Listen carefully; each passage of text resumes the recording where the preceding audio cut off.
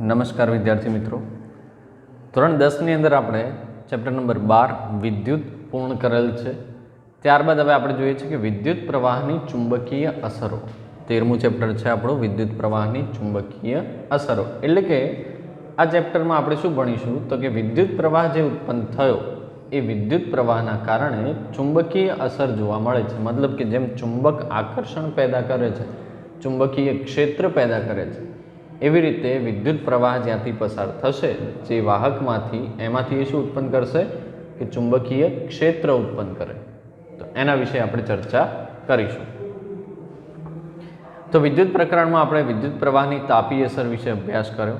વિદ્યુત પ્રવાહની અન્ય અસરો કઈ છે તો કે આપણે જાણીએ છીએ કે વિદ્યુત પ્રવાહ ધારિત તાર એક ચુંબક તરીકે વર્તે છે. આ જાણકારીનું દ્રઢીકરણ કરવા માટે એક પ્રવૃત્તિ તમને આપેલી છે, જોઈ શકો છો બુકની અંદર 13.1 કે ધાતુના તારમાંથી વિદ્યુત પ્રવાહ પસાર કરતા હોકાયંત્રની સોયનું કોણાવર્તન થાય છે. શું આપેલું છે આકૃતિમાં જોઈ શકો છો તો કે તમને એક બોર્ડ ઉપર એક બેટરી સાથે એમીટર છે, અવરોધક છે, પછી તારની વચ્ચે એક શું મૂકેલું છે હોકાયંત્ર મૂકેલું છે અને એની સાથે કળ મૂકેલી છે. તો જેવી કળની સ્વિચ ચાલુ કરશું એવું તરત જ આ સોય કોણાવર્તન પામશે. તો આપણે સોય કોણાવર્તન પામતી જોવા મળે છે. આનો અર્થ શું થાય? આનો અર્થ એ થાય કે જ્યારે તાંબાના તારમાંથી પ્રવાહ પસાર થાય ત્યારે ચુંબકીય અસર ઉત્પન્ન કરે છે. આમ આપણે કહી શકીએ કે વિદ્યુત અને ચુંબકત્વ એકબીજા સાથે સંકળાયેલા છે. તેઓ તો પછી આનાથી વિરુદ્ધ ગતિ કરતા ચુંબકની વિરુદ્ધ અસર વિશેની શું શક્યતા છે? તો આ પ્રકરણમાં આપણે ચુંબકીય ક્ષેત્રો તથા આ પ્રકારની વિદ્યુત ચુંબકીય અસરોનો અભ્યાસ કરીશું. વિદ્યુત પ્રવાહની ચુંબકીય અસર સાથે સંકળાયેલા વિદ્યુત ચુંબકો તથા વિદ્યુત મોટરનો પણ અહીંયા અભ્યાસ કરવાનો છે. હવે આપણે જોઈએ પહેલો પોઈન્ટ આપણો કે ચુંબકીય ક્ષેત્ર અને ક્ષેત્ર રેખાઓ. કે અહીંયા આપણે ચુંબકીય અસર વિશે જાણીએ છીએ. તો ચુંબકીય ક્ષેત્ર કેવું હોય અને એની ક્ષેત્ર રેખાઓ કેવી હશે. તો કે આગળ તમે 8મા ધોરણમાં કે એમાં ચુંબક વિશે અભ્યાસ કરી ગયા છો, 7મા કે 8મા ધોરણની અંદર. તો કે આપણે ચુંબક સાથેની કેટલીક પ્રવૃત્તિઓ એ ધોરણમાં ભણી ગયા હતા. તો એનું એ જ પોઈન્ટ થોડું ડીપમાં છે, આપણે એના વિશે સમજીએ. ચલો તો પહેલું જોઈએ કે આપણે હકીકતથી વાકેફ છીએ કે હોકાયંત્રની સોયને ગજિયા ચુંબકની નજીક લઈ જતા તે કોણાવર્તન પામે છે. ખરેખર હોકાયંત્રની સોય એક નાનો ગજિયો ચુંબક છે. હોકાયંત્રની સોયના છેડા લગભગ ઉત્તર અને દક્ષિણ દિશાઓનું સૂચન કરે છે. તો ઉત્તર દિશાનું સૂચન કરતા છેડાને આપણે ઉત્તરને શોધતો અથવા તો ઉત્તર ધ્રુવ કહે છે. બીજા દક્ષિણ દિશામાં રહેલા છેડાને દક્ષિણને શોધતો અથવા તો દક્ષિણ ધ્રુવ કહે છે. તો જુદી જુદી પ્રવૃત્તિઓ દ્વારા આપણે અવલોકન કર્યું કે સમાન ધ્રુવો એકબીજાને શું કરે છે? આકર્ષે છે, અપાકર્ષે છે, જ્યારે ચુંબકના અસમાન ધ્રુવો એકબીજાને આકર્ષે છે. એટલે કે ચુંબકની વાત કરીએ તો કે આપણા પાસે ચુંબક વિશે આપણને સમજૂતી છે. ગજિયો ચુંબક હોય તો એકમાં N ધ્રુવ અને બીજામાં S ધ્રુવ છે. બીજો એક ચુંબક છે તો કે હવે આ પણ એક ગજિયો ચુંબક છે. તો હવે આમાંથી જ્યારે S ધ્રુવ ને નજીક લાવીશું ત્યારે આ બંને વચ્ચે શું થશે? અપાકર્ષણ. એટલે કે સમાન ધ્રુવો એકબીજાની નજીક આવે તો શું થશે? અપાકર્ષણ. જ્યારે અસમાન ધ્રુવો એટલે કે આ રીતનું અહીંયાથી શું થવું જોવા મળે કે આ ચુંબકની અંદર S અને N અને S અને N, તો આ બંને અલગ અલગ છે. તો આ બંને વચ્ચે શું થશે? બંને શું થશે? એકબીજાને આકર્ષણ જોવા મળશે. તો અલગ અલગ પ્રવૃત્તિઓ પરથી આપણે એ સાબિત કરેલું છે. આગળના ધોરણમાં આપણે ભણી ગયેલા છીએ કે સમાન ધ્રુવો એકબીજાની નજીક આવે તો અપાકર્ષણ થશે, જ્યારે અસમાન ધ્રુવો નજીક આવશે તો આકર્ષણ થશે. તો તમને અહીંયા એક બીજી પ્રવૃત્તિ આપેલી છે કે ડ્રોઈંગ બોર્ડ પર એક સફેદ કાગળને ગુંદર વડે ચિપકાવો. એક ગજિયા ચુંબકને તેની મધ્યમાં મૂકો. ગજિયા ચુંબકની આસપાસ લોખંડનો ભૂકો એક સરખો ભભરાવો. આ માટે તમે મીઠું છાંટવાની ડબ્બીનો પણ ઉપયોગ કરી શકો છો. એટલે કે આપણે ઘરે જે મીઠાની હોટલમાં જઈએ છીએ એટલે મીઠાની ડબ્બી આપે છે એવી ડબ્બીનો આપણે ઉપયોગ કરીને પણ એ ભૂકો ત્યાં ભભરાઈ શકીએ છીએ. હવે બોર્ડને હળવેકથી ટકોરા મારો તો શું થશે? ચલો આપણે પ્રવૃત્તિ જોઈએ અહીંયાથી કે અહીંયા આપણે એક ગજ્ય ચુંબક અહીંયા દર્શાવેલો છે.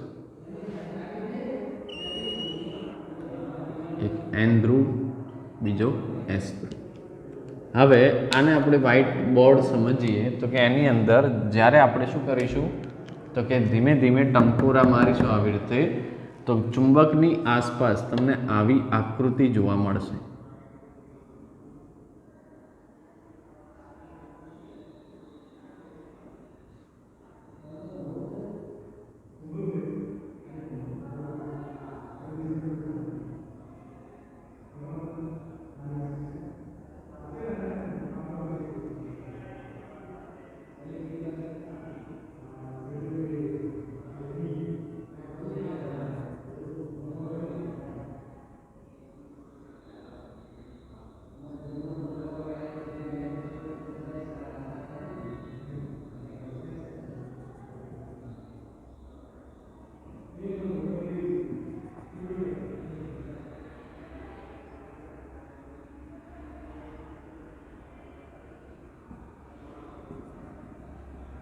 તો આપણને આવી આકૃતિ જોવા મળશે.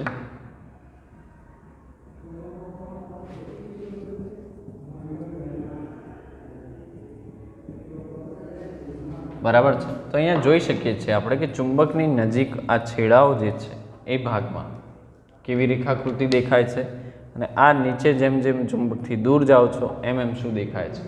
તો એના વિશે આપણે સમજીએ કે લોખંડના ભૂક્કો જે છે એ પોતાની જાતે જ આકૃતિમાં દર્શાવ્યા પ્રમાણે ચોક્કસ ભાતમાં ગોઠવાઈ જાય છે.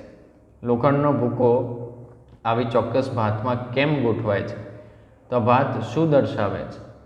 ચુંબક પોતાની આસપાસના વિસ્તારમાં પોતાનો પ્રભાવ ઉત્પન્ન કરે છે. પરિણામે લોખંડનો ભૂક્કો બળ અનુભવે છે. આ બળની અસર હેઠળ લોખંડનો ભૂક્કો ચોક્કસ ભાતમાં ગોઠવાઈ જાય છે.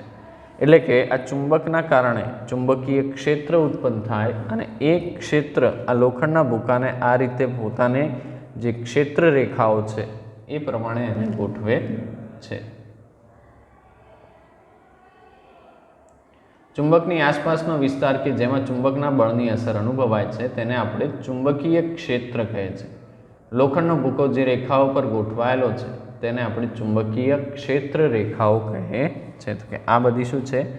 ચુંબકની ક્ષેત્ર રેખાઓ. તો ગજિયા ચુંબકની આજુબાજુમાં ચુંબકીય ક્ષેત્ર રેખાઓ મેળવવા માટે કોઈ બીજા રસ્તાઓ છે ખરી? તો કે હા, ગજિયા ચુંબકની ક્ષેત્ર રેખાઓ આપણે દોરી શકાય છે.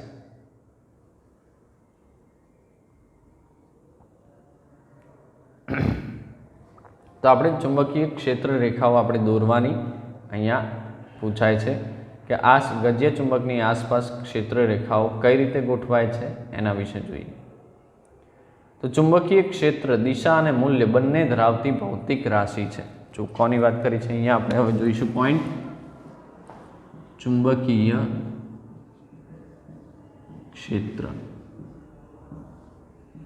કેવી છે? તો કે દિશા અને મૂલ્ય દર્શાવતી ભૌતિક રાશિ. તો કેવી કહેવાશે? સદિશ રાશિ છે કે જેમાં દિશા અને મૂલ્ય બંને આપણે જોઈ શકીએ છીએ. ચુંબકીય ક્ષેત્રની દિશા એ લેવામાં આવે છે કે જે દિશામાં હોકાયંત્રની સોયનો ઉત્તર ધ્રુવ હોય. બરાબર છે. તો કઈ જગ્યાએથી? ઉત્તરથી દક્ષિણ તરફ. તો કે અહીંયાથી આપણે જોવું હોય તો કે આ ક્ષેત્ર જે છે એ ક્ષેત્ર રેખાઓમાં કઈ રીતે જોવા મળશે? કે આમાંથી આપણે આ રીતે જોઈએ તો કે આવી રેખાઓ હોય.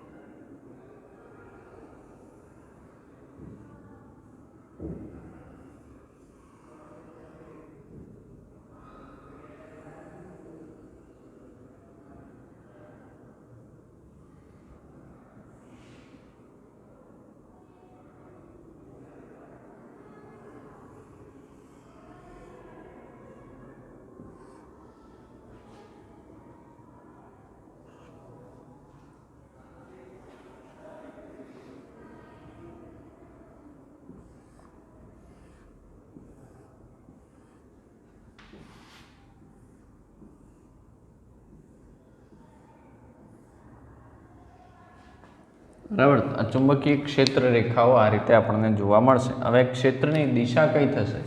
તો કઈ દિશાથી? તો કે ઉત્તરથી દક્ષિણ તરફ. તો એન મતલબ ઉત્તર છે, ત્યાંથી આ તરફ જશે, આમ ગોળ ગોળ ફરશે, આ પણ આમ જશે. આ પણ કઈ દિશામાં જશે? તો કે ઉત્તરથી દક્ષિણ તરફ. અહીંયાથી આ દિશામાં, અહીંયાથી અંદરની તરફ. બરાબર છે. તો આ રીતે ચુંબકીય ક્ષેત્ર રેખાઓ દિશા દર્શાવે છે. તો કે એક તરફથી અંદર જાય છે તો બીજી તરફથી શું થાય છે? બહાર નીકળે છે. ક્લિયર? ચાલો હવે આપણે જોઈએ આગળ. તો ચુંબકીય ક્ષેત્રની દિશા આપણે અહીંયા જોઈ લીધી. કઈ તરફથી? તો કે દિશા કઈ જોવા મળશે? કે ઉત્તરથી દક્ષિણ તરફ. દિશા કેવી મળશે? ઉત્તરથી દક્ષિણ તરફ ક્ષેત્ર રેખા મળે, ત્યાં જોવા મળશે. તેથી રૈવાજિક રીતે ક્ષેત્ર રેખાઓ ઉત્તર ધ્રુવમાંથી નીકળે અને દક્ષિણ ધ્રુવમાં દાખલ થાય તેમ લેવાય છે. ચુંબકની અંદર ક્ષેત્ર રેખાઓની દિશા તેના દક્ષિણ ધ્રુવથી તેના ઉત્તર ધ્રુવ તરફ હોય. હવે આ ચુંબકની બહારની વાત કરી છે, તો અંદરની તરફ કેવો છે? તો અંદરની વાત કરીએ આપણે તો કે જુઓ, આ રેખાઓ અંદરથી આ રીતે છે.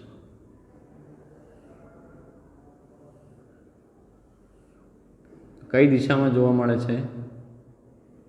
દક્ષિણથી ઉત્તર તરફ. તો ચુંબકની અંદર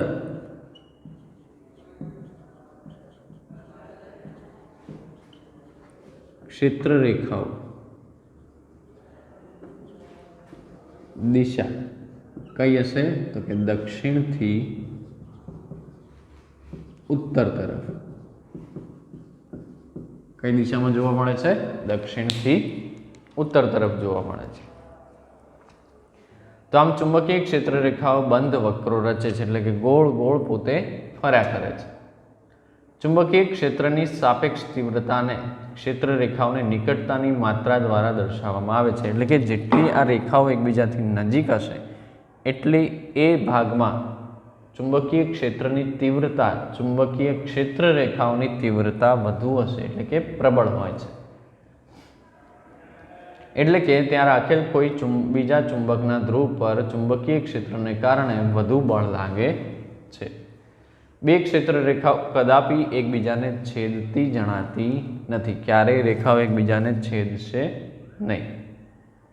જો કે તે છેદે તો એનો અર્થ એ થાય કે તે છેદન બિંદુએ હોકાયંત્રની સોય બે દિશાઓ દર્શાવે, કે જે શક્ય નથી. ક્યારેય રેખાઓ એકબીજાને છેદશે નહીં.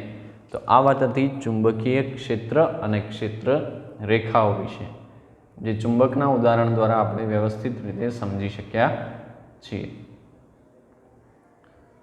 તો આ પોઈન્ટ પછી આપણે એક બીજો પોઈન્ટ ભણવાનો આવશે, કે જે પોઈન્ટ છે ચુંબકીય ક્ષેત્રમાં મૂકેલા વિદ્યુત પ્રવાહ ધારિત તાર પર લાગતું બળ. કોની વાત કરી છે? કે ચુંબકીય ક્ષેત્રમાં મૂકેલા વિદ્યુત પ્રવાહ ધારિત વાહક પર લાગતું બળ. તો એ બળ કઈ દિશામાં લાગે છે એના વિશેની વાત આપણે અહીંયાથી કરીશું.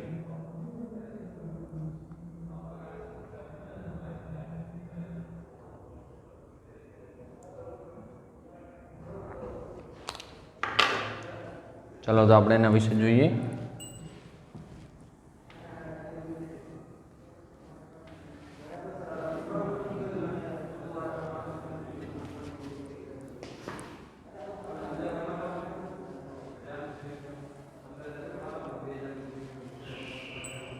તો આપણો પોઈન્ટ છે, શું પોઈન્ટ છે? તો કે ચુંબકીય ક્ષેત્રમાં મૂકેલા વિદ્યુત પ્રવાહ ધારિત વાહક વડે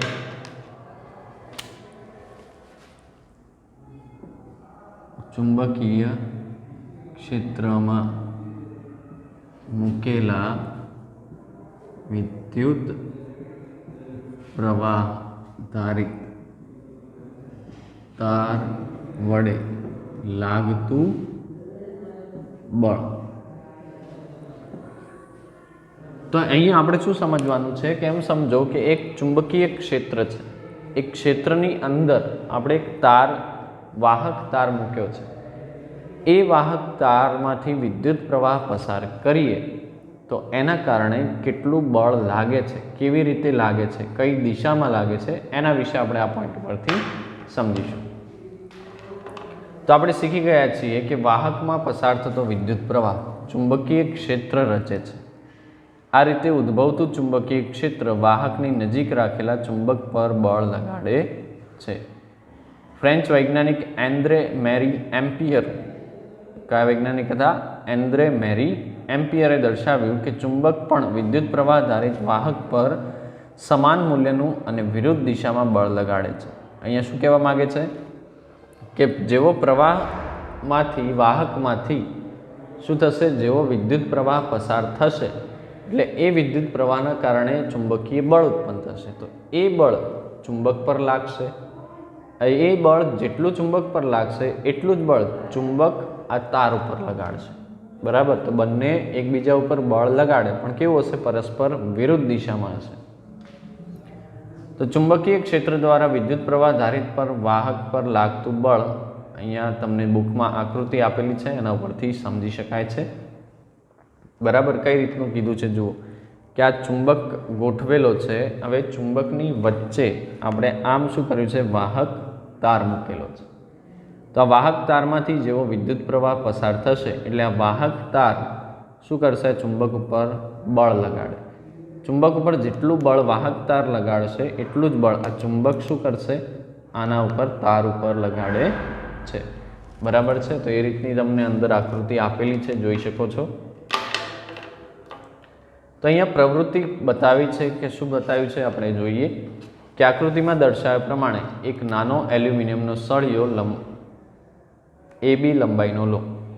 આકૃતિમાં દર્શાવ્યા મુજબ બે વાહક તાર વડે તેને સમક્ષિતિજ દિશામાં રહે તે રીતે સ્ટેન્ડ પર ગોઠવો. તો અહીંયા સિમ્પલ આકૃતિ દ્વારા એક સમજાવું છું.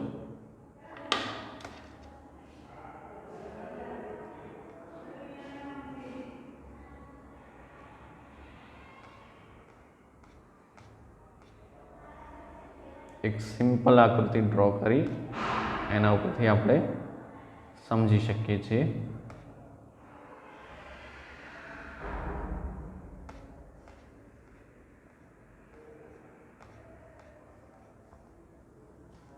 ચાલો, તો અહીંયા એમ સમજીએ કે આ બે ચુંબક મૂકેલા છે.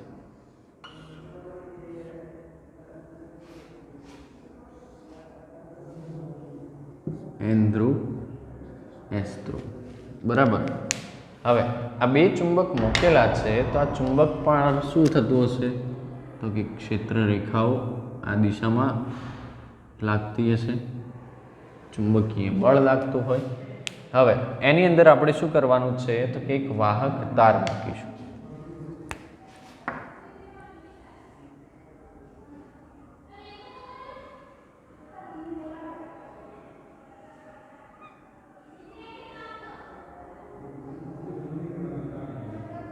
બરાબર? આ વાહક તાર મૂક્યો છે. શેની અંદર મૂક્યો છે? ચુંબકીય ક્ષેત્રની અંદર. તો હવે આ તાર જે છે એને આપણે વિદ્યુત પરિપથમાં જોડેલો છે.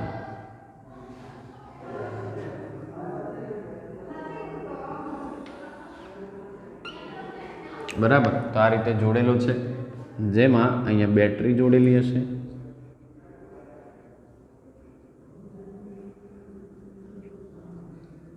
અહીંયા એક કળ હશે. બરાબર છે? તો આ વાહક તાર શેની અંદર છે? ચુંબકીય ક્ષેત્રની અંદર.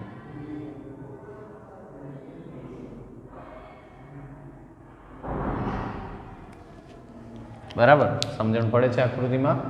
હવે અહીંયા જે છે તો વાહક તાર ચુંબકીય ક્ષેત્રમાં છે. તો હવે શું થશે? ચુંબક આમાંથી જેવો વિદ્યુત પ્રવાહ ઉત્પન્ન થશે એ પ્રવાહ પોતે શું કરશે? ગતિ કરશે. આ તરફથી આ તરફ ગતિ કરે. તો જેના કારણે આ ચુંબકીય ક્ષેત્રમાં મૂકેલો તાર જે છે એમાંથી શું ઉત્પન્ન થશે? ચુંબકીય ક્ષેત્ર ઉત્પન્ન થાય. તો એક ક્ષેત્રના કારણે આપણને શું જોવા મળશે? તો કે એક ક્ષેત્ર જે ઉત્પન્ન થાય છે એ ક્ષેત્રના કારણે એક ક્ષેત્ર આ ચુંબક ઉપર બળ લગાડશે અને ચુંબકનું જે ક્ષેત્ર છે એ આ તાર ઉપર બળ લગાડશે. તો तो બંનેમાંથી શું થશે આપણે જોઈએ। तो હવે તારમાંથી વિદ્યુત પ્રવાહ પસાર કરો, તમે જોશો કે તાર ઉપરની તરફ વળે છે। ક્યારે વળે છે? તાર કઈ દિશામાં જશે? ઉપરની તરફ વળે છે।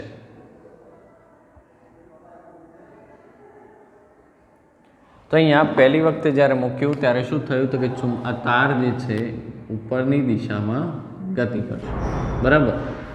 હવે શું કરવામાં આવે તો કે બેટરીના ધ્રુવોની અદલા બદલી કરી અને વાહક તારમાંથી વિરુદ્ધ દિશામાં વિદ્યુત પ્રવાહ વહેવડાવવામાં આવે। એટલે કે પ્રવાહ પહેલાં જે આ દિશામાં હતો ત્યારે તાર ઉપર તરફ ગતિ કરે છે, હવે પ્રવાહને આનાથી વિરુદ્ધ કરો ત્યારે કઈ દિશામાં ગતિ કરશે? નીચેની તરફ ગતિ કરશે। તો વાહક તારમાંથી વિદ્યુત પ્રવાહ વહે છે ત્યારે તેની આસપાસ ચુંબકીય ક્ષેત્ર ઉત્પન્ન કરે છે। આ તારનું ચુંબકીય ક્ષેત્ર અને પ્રબળ ચુંબકના ચુંબકીય ક્ષેત્ર વચ્ચે આંતરક્રિયા દરમિયાન તાર અને ચુંબક પરસ્પર એકબીજા પર સમાન મૂલ્યનું અને વિરુદ્ધ દિશામાં બળ લગાડે છે। તો આપણે અહીંયા જોઈએ કે વાહકમાંથી જેવો વિદ્યુત પ્રવાહ પસાર થશે એવું આ દિશામાં આવી રીતે પોતે શું ઉત્પન્ન કરશે? ચુંબકીય ક્ષેત્ર ઉત્પન્ન કરે। તો હવે આ ચુંબકીય ક્ષેત્ર અને આ જે ચુંબકનું ચુંબકીય ક્ષેત્ર છે એ એકબીજા ઉપર શું કરશે? બળ લગાડશે। તો બળના કારણે એકબીજા વચ્ચે શું થશે? આંતરક્રિયા થાય, જેના કારણે વિરુદ્ધ મૂલ્યનું દિશામાં ચુંબકીય બળ લાગે છે। અહીં ચુંબકીય સ્થિર તેમજ ભારે હોવાથી તે ગતિ કરતો નથી, પરંતુ વાહક તાર હલકો હોવાથી તેના પર બળ લાગતા તે ઉપરની તરફ વળે છે। શું થશે? તાર ઉપરની તરફ કેમ ગયો? બંને બળ તો સરખું લગાવ્યું પણ આ કેવો છે? મુક્ત છે। હવે આમ છે, આને આપણે ફીટ પકડી રાખેલું છે, બરાબર છે। તો હવે આના ઉપર ગમે એટલું બળ લાગશે, આ ચુંબક છે તો ચુંબક ઉપર બળ ગમે તેટલું લાગશે તો શું થશે? આ ગતિ કરશે નહીં, પરંતુ આની વચ્ચે મૂકેલો જે તાર છે એ તાર કેવો છે? મુક્ત છે। તો આના ઉપર બળ લાગશે તો શું થશે? પોતે ગતિ કરશે, બરાબર છે। પોતે શું કરશે? ગતિ કરતો જોવા મળશે। ઓકે, ચલો તો હવે તો કે વાહક તાર પર લાગતું ચુંબકીય બળ એ વિદ્યુત પ્રવાહ, ચુંબકના ચુંબકીય ક્ષેત્ર તથા તારની જેટલી લંબાઈ ચુંબકીય ક્ષેત્રમાં રહેલી છે તેના સમપ્રમાણમાં હશે। શું કીધું છે કે અહીંયાથી સમજીએ આપણે કે લાગતું બળ, આજે ચુંબકના ચુંબકીય ક્ષેત્રના કારણે આના પર જેટલું બળ લાગે છે એ લાગતું બળ કોના સમપ્રમાણમાં હશે? એ ચુંબકીય બળ એ વિદ્યુત પ્રવાહ પછી ચુંબકનું ચુંબકીય ક્ષેત્ર તથા તારની જેટલી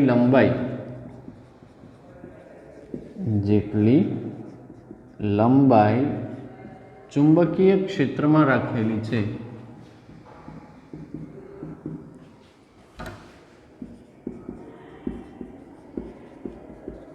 તેના સમપ્રમાણમાં હોય।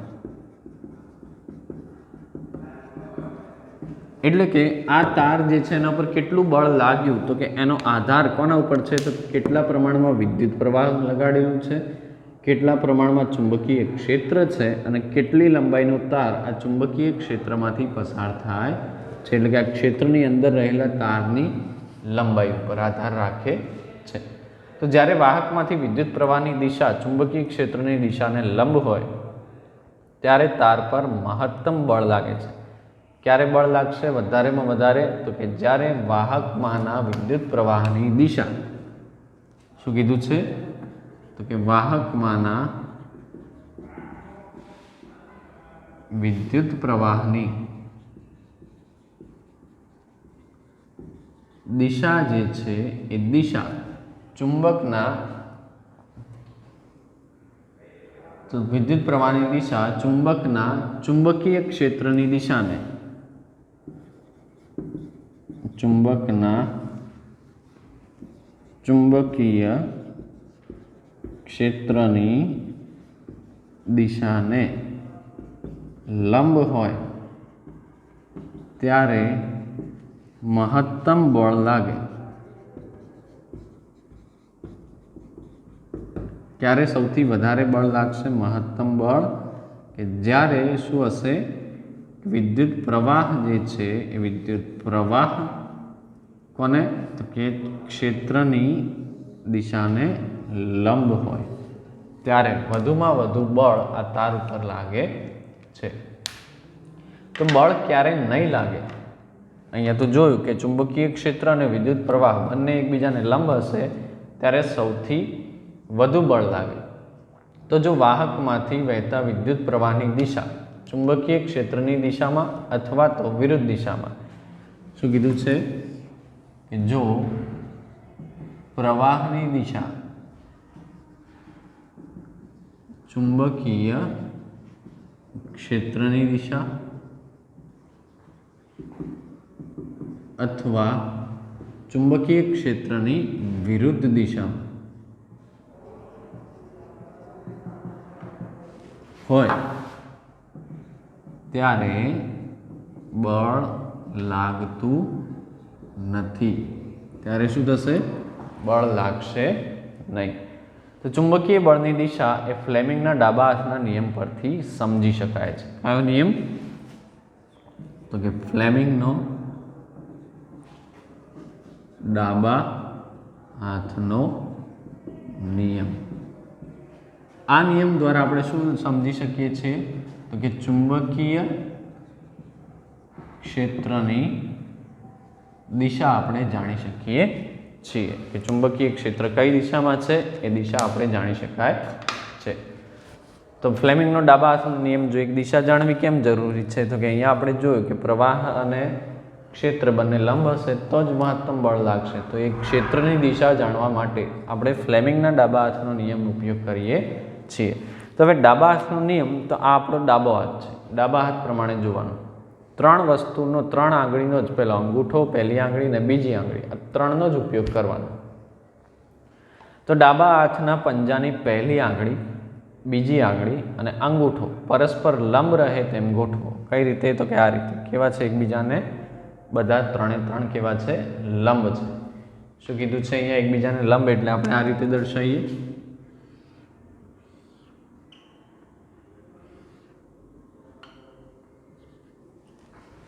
ત્રણે ત્રણ એકબીજાને કેવા છે? લંબ છે. તો પહેલી આંગળી, બીજી આંગળીને અંગૂઠો એકબીજાને લંબ રહે તેમ ગોઠવો. પહેલી આંગળીને વિદ્યુત ચુંબકીય ક્ષેત્રની દિશામાં, પહેલી આંગળી કઈ દિશામાં હશે? કે ચુંબકીય ક્ષેત્રની દિશામાં. ચલો આપણે એમ સમજીએ તો કે આ પહેલી આંગળી છે, બરાબર. પછી બીજી આંગળી, તો આ બીજી આંગળી છે અને આ અંગૂઠો છે. આપણે એમ સમજીએ, આપણે ગમે તે રીતે ગોઠવી શકીએ છીએ. તો પહેલી આંગળી, બીજી આંગળીને અંગૂઠો ત્રણેય એકબીજાને કેવા છે? લંબ છે. તો પહેલી આંગળીને ચુંબકીય ક્ષેત્રની દિશામાં, પહેલી આંગળી ક્યાં રાખીશું આપણે? આ જે પહેલી આંગળી છે ક્યાં હશે? તો કે ચુંબકીય ક્ષેત્રની દિશામાં.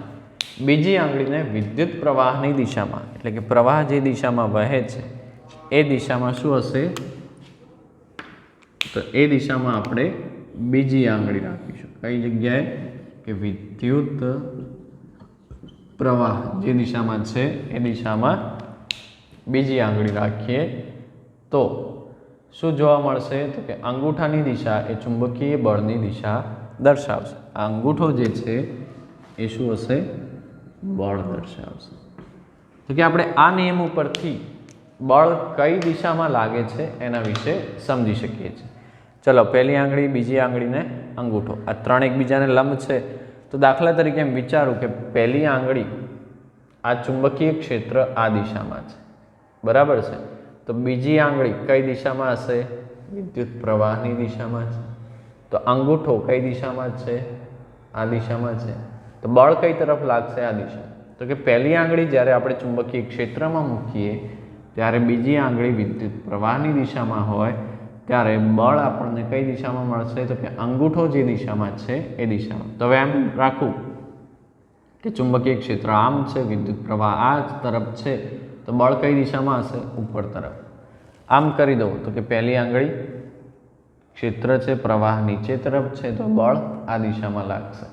આમ કરું તો ચુંબકીય ક્ષેત્ર આમ, વિદ્યુત પ્રવાહ આમ, તો બળ આ તરફ લાગે. આ રીતે જોઈએ તો દરેક વખતે જુઓ અંગૂઠો શું દર્શાવતું હશે? બળની દિશા. બરાબર છે. તો આ હતું આપણો પોઈન્ટ. 2 પોઈન્ટ હતા આપણા પહેલા.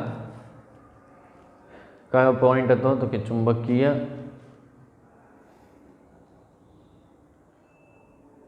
કયો પોઈન્ટ હતો આપણો? કે ચુંબકીય ક્ષેત્રમાં મૂકેલા વિદ્યુત પ્રવાહ ધારિત વાહક પર લાગતું બળ કેવું લાગે છે એના વિશે આપણે સમજૂતી મેળવી છે. કોના દ્વારા બળની દિશા જોઈ શકીએ છીએ? કે ફ્લેમિંગના ડાબા હાથના નિયમ મુજબ આપણે બળની દિશા જાણી શકીએ છીએ.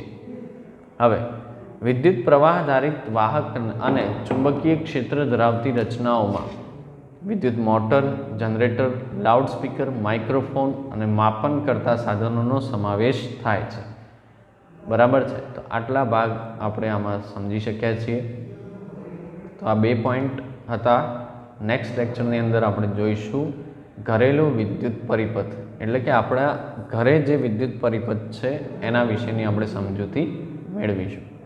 ક્લિયર છે? નેક્સ્ટ આવતા લેક્ચરમાં કોઈ તકલીફ હોય તો મને જાણ કરી શકો છો. ધન્યવાદ.